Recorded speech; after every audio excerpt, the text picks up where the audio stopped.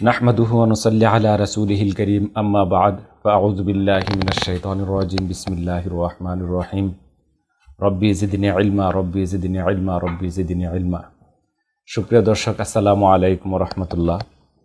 আমি আসমাউর রিজাল নিয়ে কথা বলি। আসমাউর রিজালের আসলে গুরুত্বটা কেমন এই বিষয়ে আমার দুইটা আলাদা ভিডিও রয়েছে, আপনারা ইচ্ছা করলে সেইগুলি দেখে নিতে পারেন।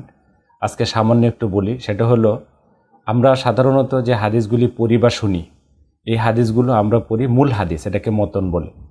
আর এই হাদিসগুলো কিতাবে লিপিবদ্ধ হওয়ার সময় মাঝখানে প্রায় 200 বছরের মতো অতিক্রান্ত হয়েছে।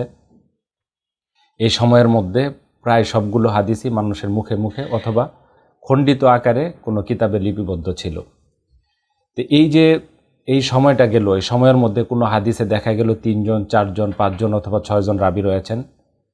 এই সমস্ত ব্যক্তিদের জীবনী কেমন, তারা লোক হিসাবে কেমন ছিলেন, গ্রহণযোগ্য নাকি অগ্রহণযোগ্য, এটার উপরে ভিত্তি করে হাদিসগুলি হাসান, জয়ীফ, দুর্বল এই ক্যাটাগরিতে বিভক্ত হয়েছে। ফলে আমরা এই সময় এসে কোনো হাদিসকে আমরা যদি বলতে চাই যে হাদিসটা জয়ীফ, তাহলে ওই যে যারা মাঝখানে বর্ণনা করেছেন, যাদেরকে সনদে রাবী বলা হয়, তাদের জীবনী নিয়ে আলোচনা করতে হয় এবং চুলচেলা বিশ্লেষণ করে জানতে হয় যে তারা লোক কেমন ছিলেন। ধারাবাহিকতায় আমি আসমাউর রিজাল নিয়ে বা এই রাবীদের জীবনী নিয়ে কথা বলি। আজকে কথা বলবো বুখারী শরীফের 3 নম্বর যে হাদিসটি রয়েছে, সেই হাদিসের 3 নম্বর রাবী, ওনার নাম হলো ওকাইল। অর্থাৎ হাদিসটি শুরু হয়েছে হাদ্দাসানা ইয়াহিয়া ইবনে বুকাইরিন ক্বালা হাদ্দাসানা লাইথু আন ওকাইলিন। এই ওকাইল যিনি ছিলেন রহমতুল্লাহি আলাই, অনেক বড় একজন বুজুর্গ মানুষ। ওকাইল ইবনে খালেদ রহমতুল্লাহ আলাই সম্পর্কে তেমন কোনো তথ্য পাওয়া যায় না, তবে ইসলামের ইতিহাসে তিনি একজন হাদিস বর্ণনাকারী রাবী হিসেবে পরিচিত। তিনি ইমাম মালিক রহমতুল্লাহি আলাই, যাকে আমরা মালিক ইবনে আনাস রহমতুল্লাহ আলাই হিসেবে চিনি, মুয়াত্তা ইমাম মালিকের লেখক, তিনি তার শিক্ষক ছিলেন। এবং ইমাম মালিক রহমতুল্লাহ আলাই তার বিখ্যাত গ্রন্থ মুয়াত্তা ইমাম মালিকে উকাইল রহমতুল্লাহ আলাই থেকে অনেকগুলো হাদিস বর্ণনা করেছেন। উকাইল ইবনে খালিদ মূলত মদিনার বাসিন্দা ছিলেন, সেখানেই তিনি বেড়ে ওঠেন। শিক্ষা সমাপন সহ কর্মজীবনের অধিকাংশ সময় তিনি মদিনায় কাটিয়ে দেন।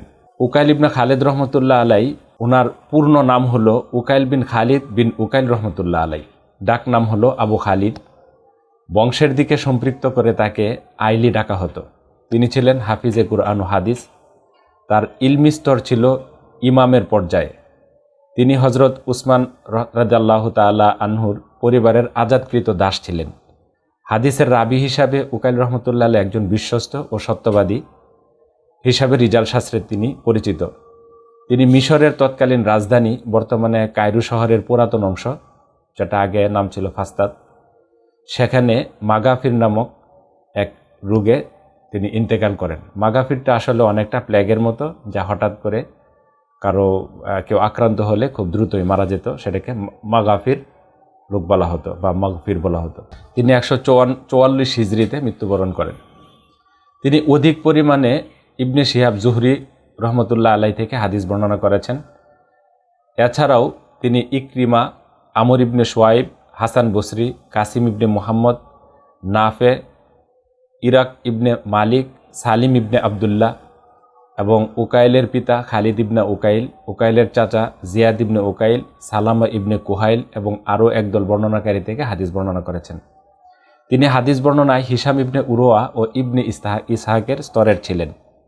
উকাইল রহমতুল্লাহ আলাই থেকে হাদিস বর্ণনা করেছেন যারা, তাদের মধ্যে উল্লেখযোগ্য হলেন উকাইলের পুত্র ইব্রাহিম, বাতিজা সালামা ইবনে রুহ, উকাইলের বন্ধু ইউনুস ইবনে ইয়াজিদ, লাইস ইবনে সাদ ইবনে লুহিয়াই, ইয়াহিয়া ইবনে আইয়ুব, জিমাব ইবনে ইসমাইল, হাজ্জাজ ইবনে ফারাফাসা, জাবির ইবনে ইসমাইল আল হাদরামি, মুফাদ্দাল ইবনে ফাদালা, আব্দুর রহমান ইবনে সুলাইমান আল হাজরি, রুশদিন ইবনে সাদ, নাফি ইবনে ইয়াজিদ এবং আরও অনেকেই। উকাইল রহমতুল্লাহ আলাই সম্পর্কে বিভিন্ন আলেম কী ধরনের মতামত দিয়েছেন, তাদের মতামতগুলি আমি উল্লেখ করছি, কারণ তাদের মতামতের উপরে ভিত্তি করেই পরবর্তীতে উকাইল রহমতুল্লাহ আলাই সিকা রাবী ছিলেন নাকি গায়রে সিকা রাবী ছিলেন সেই সিদ্ধান্তে উপনীত হয়েছেন রিজাল শাস্ত্রের পণ্ডিতগণ। আবু জাফর আল আকিলি বলেন যে উকাইল রহমতুল্লাহ আলাই ছিলেন সত্যবাদী, তবে তিনি ইমাম জুহরি রহমতুল্লাহ আলাই থেকে কিছু হাদিস ইফরাত বর্ণনা করেছেন। ইফরাদ মানে হলো এককভাবে তিনিই বর্ণনা করেছেন, এই হাদিসগুলি অন্য কেউ বর্ণনা করেননি। এই পদ্ধতিতে হাদিস বর্ণনা করাকে রিজাল শাস্ত্রে ত্রুটিযুক্ত হিসাবে দেখা হয়। কিন্তু যেহেতু উকাইল রহমতুল্লাহ আলাই একজন সিকা রাবী ছিলেন, এই জন্য তার এই ইফরাদটাকে ত্রুটি হিসাবে দেখা হয় না। আবু হাতিম আল রাজি বলেন যে উকাইল রহমতুল্লাহ আলাইয়ের মধ্যে কোনো সমস্যা নেই, তিনি সাহেবী কিতাব বা লেখক, অর্থাৎ তিনি যা শুনতেন তা যেরকম মুখস্থ রাখতেন সেরকমভাবে তিনি লিখেও রাখতেন, এই জন্য তিনি নির্ভরযোগ্য ও প্রামাণ্য। আবু জারা আল রাজি বলেছেন তিনি নির্ভরযোগ্য এবং সত্যবাদী। ইমাম আহমদ ইবনে হাম্বল বলেছেন তিনি নির্ভরযোগ্য, বর্ণনাকে যথাযথভাবে উপস্থান করেছেন, তার হাদিস গ্রহণযোগ্য, তাতে কোনো সমস্যা নেই। আহমদ ইবনে সোয়াইব আর নাসাই বলেছেন যে তিনি নির্ভরযোগ্য।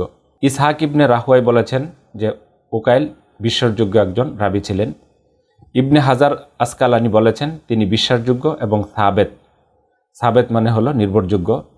তিনি ইমাম জুহরির সাথী এবং তার থেকে যারা হাদিস বর্ণনা করেছেন তারাও অনেক বড় এক আলেমের দল। সুতরাং উকাইল ইবনে খালিদ রহমতুল্লাহ আলাই থেকে হাদিস গ্রহণ করতে কোনো অসুবিধা নেই। ইমাম জাহাবি বলেছেন উকাইল রহমতুল্লাহ আলাই একজন হাফিজ, সৎ এবং পণ্ডিত। জিয়াদ ইবনে সাদ বলেছেন তিনি হাফিজ এবং পরিপূর্ণরূপে যে কোনো হাদিসকে মুখস্থ রাখতে তিনি সক্ষম ছিলেন। মুহাম্মদ ইবনে সাদ বলেছেন তিনি বিশ্বাসযোগ্য এবং একজন কাতেব বা লেখক। ইয়াহিয়া ইবনে মুইন বলেছেন যে উকাইল রহমতুল্লাহ আলাই বিশ্বাসযোগ্য এবং প্রমাণস্বরূপ তিনি মালিক এবং উমায়েরের পর সবচেয়ে সাবেত ব্যক্তিদের মধ্যে অগ্রগণ্য। সুপ্রিয় দর্শক, এই ছিল উকাইল রহমতুল্লাহ আলাই সম্পর্কে সংক্ষিপ্ত আলোচনা।